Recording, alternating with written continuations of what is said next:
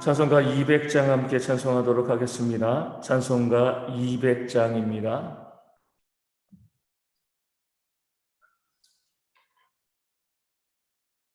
찬송가 200장 달고 오묘한 그 말씀 함께 찬송하도록 하겠습니다. 달고 오묘한 그 말씀 생명의 말씀을 귀한 그 말씀 진실로 생명의 말씀이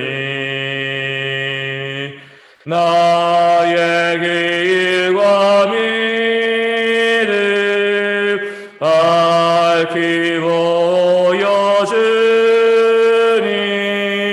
아름답고 귀한 말씀 생명샘이로다.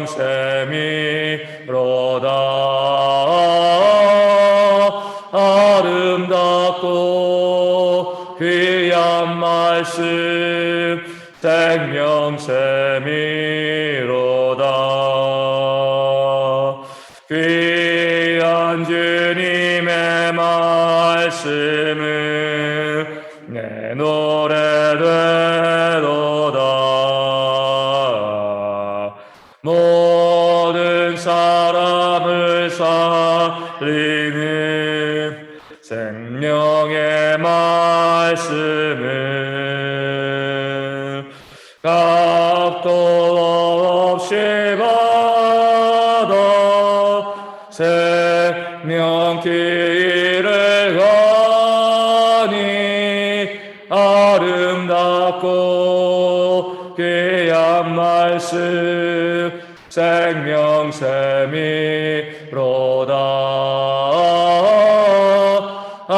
아름답고 귀한 말씀 생명샘이로다.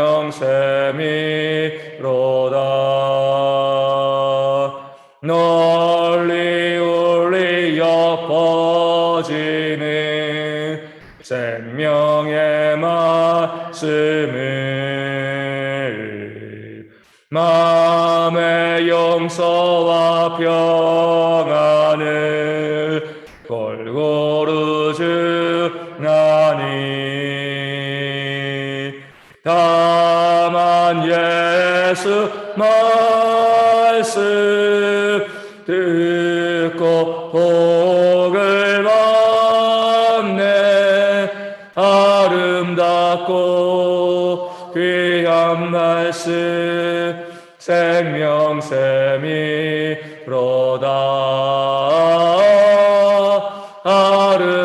아름답고 귀한 말씀 생명샘이로다.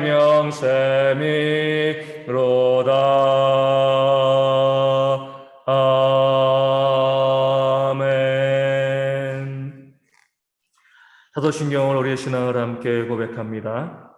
나는 전능하신 아버지 하나님 천지의 창조주를 믿습니다. 나는 그의 유일하신 아들 우리 주 예수 그리스도를 믿습니다. 그는 성령으로 잉태되어 동정녀 마리아에게서 나시고 본디오 빌라도에게 고난을 받아 십자가에 못 박혀 죽으시고 장사된 지 사흘 만에 죽은 자 가운데서 다시 살아나셨으며 하늘에 오르시어 전능하신 아버지 하나님 우편에 앉아 계시다가 거기로부터 살아있는 자와 죽은 자를 심판하러 오십니다. 나는 성령을 믿으며 거룩한 공교회와 성도의 교제와 죄를 용서받는 것과 몸의 부활과 영생을 믿습니다. 아멘. 고린도전서 7장 18절과 19절 말씀을 보겠습니다. 고린도전서 7장 18절과 19절 말씀입니다. 제가 말씀을 읽어드리겠습니다. 오직 주께 할례자로서 부르심을 받은 자가 있느냐? 무할례자가 되지 말며 무할례자로 부르심을 받은 자가 있느냐? 할례를 받지 말라. 할례를 받는 것도 아무것도 아니요 할례 받지 아니하는 것도 아무것도 아니로되 오직 하나님의 계명을 지킬 따름이니라. 아멘. 복음이 증거되어질 때에 이 할례 받은 자들, 유대인들 중에서도요 믿고 그리스도인이 되어진 사람들이 있고 또 이방인들, 할례 받지 않은 자들 가운데서도 믿고 그리스도인이 되어진 그런 사람들이 이 교회 가운데 함께 머물러 있었습니다. 우리 고린도 교회도 마찬가지였죠. 이렇게 유대인과 이방인들이 함께 한 공동체, 믿음의 공동체를 만들어 가게 되어지면서 할례가 문제로 발생하였습니다. 초대 교회의 처음 교회가 시작되었을 때 다수는요 유대인들이었습니다. 그 유대인들은요 할례 받은 자들이었죠. 할례를 지극히 당연하게 생각했고, 우리가 택함 받은 아브라함의 백성이라고 하면 할례를 받아야 하지 않을까? 이게 당연한 것이 아닌가? 어떻게 보면 믿음과 할례를 연결시키고 또 신앙생활과 할례를 연결시키는 사람들이 바로 유대인들이었습니다. 물론 그들도 복음을 들었기 때문에 할례로 구원받는 것이 아니라 오직 믿음으로 구원받는다는 것은 잘 알고 있었습니다. 그럼에도 할례 받은 자로서 할례 받는 게 신앙생활에 유익하지 않을까? 그런 면에서 아마 이방인 그리스도인들 가운데 은근히 할례에 대한 부분들을 더 강조하고 또 요청하고 요구하는 그런 모습들이 교회 가운데 있었습니다. 이방인 그리스도인들은 좀 혼란스러운 거죠. 그들이 믿고 또 성경을 보니까 구약 성경에는 아브라함이 나오고 할례가 나오고 할례가 하나님 백성이라는 그런 표시다는 내용도 그들이 읽은 거죠. 할례 받는 것이 우리 가운데 유익할 수도 있겠다 이런 생각도 하면서 또 한편으로는요 우리가 할례를 주장하면 할례를 받고자 하면 오직 믿음으로 구원받을 수 있다는 복음을 거부하는 것이 아닌가 이런 혼란한 모습들이 이 이방인들 가운데 있었을 겁니다. 정답은 다 알고 있지만 이미 할례를 받았기 때문에 받는 게 유익하다. 또 할례 받지 않은 사람들은 그래 그 할례 받는 것 괜찮을 것 같기도 하고 아닐 것 같기도 하고 이런 곤란한 상황 가운데 이 사도 바울이 답을 주고 있는 거죠. 할례나 무할례 이것이 아무것도 아니다. 우리가 따지고 다투고 싸워야 될 그런 문제가 아니다. 이렇게 이야기하고 있는 겁니다. 먼저 할례 받은 자들 유대인들에게 이야기합니다. 너희가 할례 받은 다음에 유대인으로서 부르심을 받았다고 해서 무할례자가 되지 말라. 이렇게 이제 이야기하고 있습니다. 우리가 믿음으로 구원받는 거니까 할례가 소용없는 건데 우리가 굳이 이 할례 받은 상태를 유지할 필요가 있을까? 무할례자가 돼야지 이렇게 생각하는 사람들이 있었다는 거죠. 여기서 무할례자가 되어진다는 것은요 외과적 뉴스를 통하여서 복원한다는 겁니다. 그런 것들이 그 당시에 있었어요. 그러니까 할례를 부끄럽게 생각하는 거죠. 우리가 다 복음으로 구원받은 하나님의 백성인데 할례가 있으면 이게 구분되어지는 것이 아니냐. 그러니까 우리가 외과적인 수술을 통해서라도 무할례자가 되어야겠다. 이렇게 생각하는 사람들이 있었던 거죠. 그렇게 하지 말라라는 겁니다. 또 무할례자, 이방인들에게는요. 유대인들이 다수이고 그들이 할례를 받은 사람이라고 하고 또 성경에서 아브라함의 후손에게 할례 표식이 주어졌다고 해서 너희가 거기에 미혹당하여서 할례 받지 마라. 영적인 아브라함 백성들은 오직 믿음으로 구원받는 것이지 할례가 구원에 어떠한 효과도 미치지 못한다. 이 사실을 말씀하면서 무할례자들은 무할례 받은 상태로 할례 받은 사람들은 할례 받은 상태로 있는 그대로 부르심을 받을 때 너에게 있었던 그 상태 그대로 열심히 하나님을 잘 섬기면 된다. 이렇게 말씀하고 권면하고 있는 거죠. 그러면서 앞서 말씀드린 거죠. 19절에 할례 받는 것, 받지 않는 것 아무 문제도 아니다. 우리가 이것을 가지고 교회가 할례 받았어, 받지 않았어 다투고 싸워야 될 어떤 이유도 없다는 거죠. 우리 구원에 할례가 아무런 영향도 미치지 않기 때문에 그렇습니다. 더 이상 교회에서 할례 말하지 말자. 이것 가지고 우리가 할례의 문제를 입 밖으로 꺼내서 서로 문제와 다툼을 만드는 그런 어리석음이 우리 가운데 있으면 안 된다. 이렇게 이야기하고 그렇게 권면하고 있는 겁니다. 우리 교회 가운데 보면 그러잖아요. 머리를 길게 기른 것과 또 짧게 자른 것 가지고요. 우리가 다투고 싸울 일이 있나요? 싸울 게 아니죠. 그렇죠? 우리 오른손잡이야. 또 왼손잡이야. 이런 거 가지고 교회 가운데서 문제를 삼고요. 다투고 싸울 일이 없는 거죠. 우리 그렇구나. 그런 사람이구나. 오른손잡이구나. 왼손잡이구나. 이렇게 넘어가면 되는 겁니다.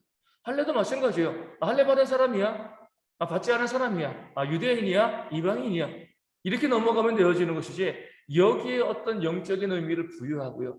반드시 할례 받아야 돼. 아니야, 할례의 표식을 지워야 돼.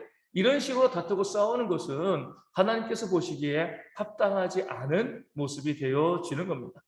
구원과 상관없는 외적인 문제 가운데 영적인 의미를 집어넣고요. 그것으로 싸우는 것은요, 사탄의 시험에, 사탄의 계략에 말려드는 겁니다.